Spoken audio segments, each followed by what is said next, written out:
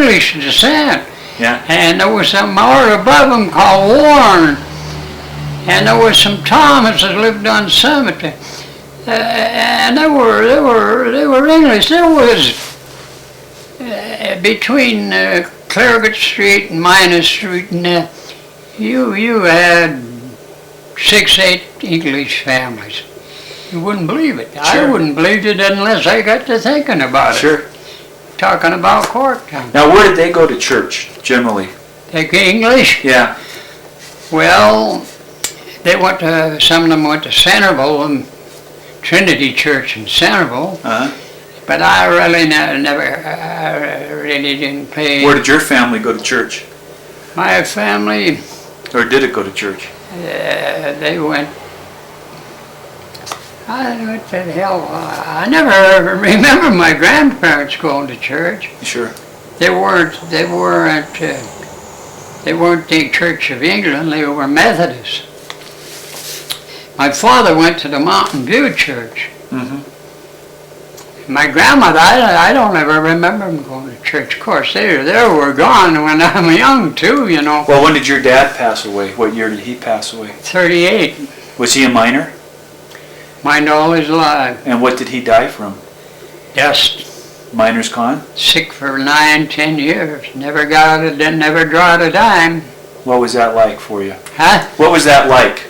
Oh, suffer, coughing. He was nothing but a skeleton. How old was he when he passed away? 53. Sick for 10 years. Yeah. They had it tough, them guys, in them days. Yeah.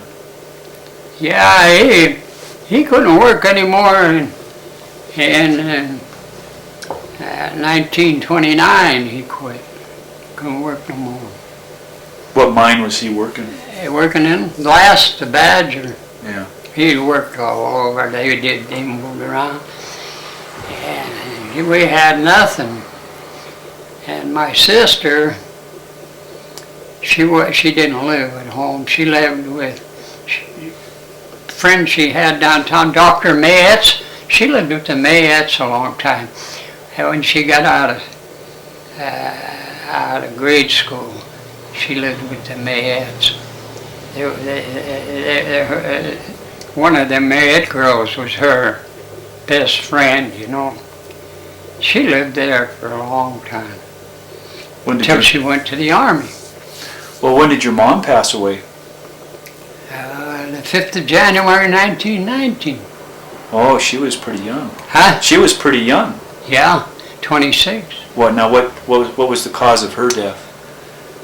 Oh, I don't know. I've never had it clear. I've asked her. The heart attack. Yeah, it's gone in the book down there as a heart. But that was during that flu epidemic too, you know. Mm-hmm. And from things that I talked to people, you really didn't, know whether it's right or wrong what they said, you know. Mm-hmm. They didn't. There was so much of it they didn't go to particulars about it. You're dead and you're dead. Mm-hmm. Yeah, she was only 26. My father was working at the molten mine in Walkerville, see. Silver they're mining up there. And working up there, a graveyard shift he was. He come home, she was dead. Hmm. Do you remember that yourself? She baked bread. She was baking bread. Yeah, I was 6 years old. Were you in the house then? 1918. Yeah. And I don't remember very much. Yeah. I probably was asleep. Yeah. So your dad raised you. Your father was the one that raised you then, right? Yeah. Well, my grandmother died in the 20s too. Yeah, I was a rambler. I had a... What do you mean you were a rambler? Well, I had freewheeling. I had nobody watching me all the time. So what did a day look like when you were 10 or 12 years old? I was playing ball.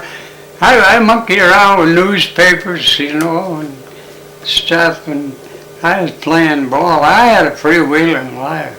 So what was your territory? How far would you roam? How far would you travel? Oh, yeah, I went to the West Coast lots of times. Oh, you actually left Butte? Oh, lots of times. Well, that's when I got older, Sure. when I was 17, 18. Catch a freight train, that was a depression. Now you had to be in style in them days, riding a freight. I had a fast life. So what was it like when you were a kid? Tell me, what would you do for a day in your life? I liked to play ball. I played football, was my best game. Who'd you play for? Oh, they had scrub teams and league team, you know, just like they got now. Yeah. Not as put together, you know. They do good with them now. Hell, we played in the league down here, never even had a helmet. Yeah. Where would you play? Where would you play? I played mostly on the end, the line. I was a good tackler. They used me there, like what do they call them now? A free tackler. But where would you have the games? What was the field? Hebgen Park, the Cinders. And later, you know, when they were playing up in Walkerville, down the east side, and that's when it got bad. They were all drinking, you know, 17, 18, 16, drinking booze, you know, moonshine and stuff. It got pretty much out of hand then, you know. Yeah. You could get hurt, and it wasn't controlled. Do you remember the Dublin Gulch? Do you remember the Dublin Gulch football team? Oh yeah, I know. I used to be over the Gulch quite a bit.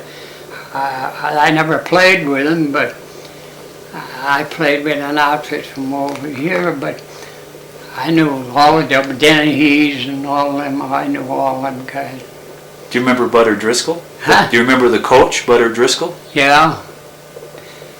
Yeah, I remember all of them. The Gulch were. I was pretty good friends with all the Gulch.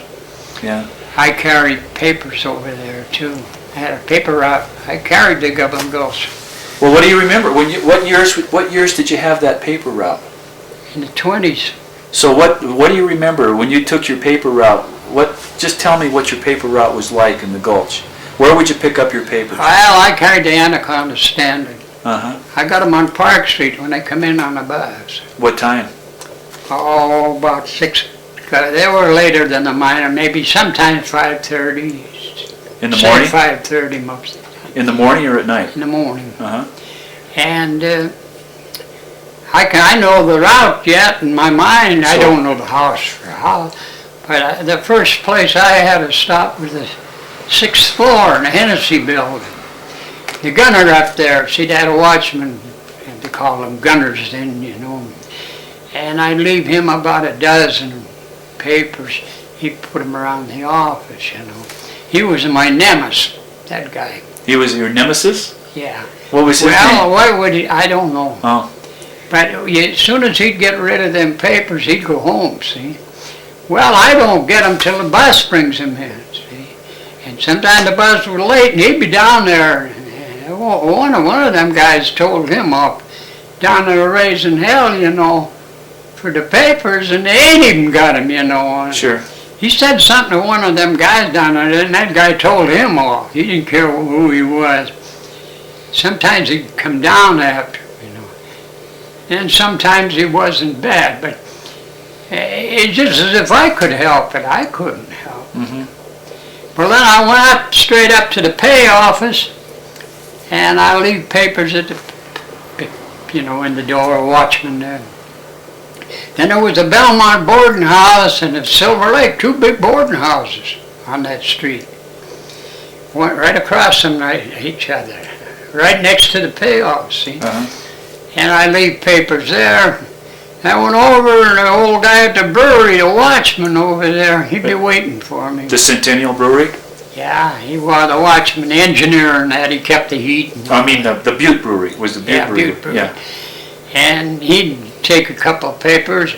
I cut through there, and I go over in behind the Parrot over in North Arizona, in Court Street.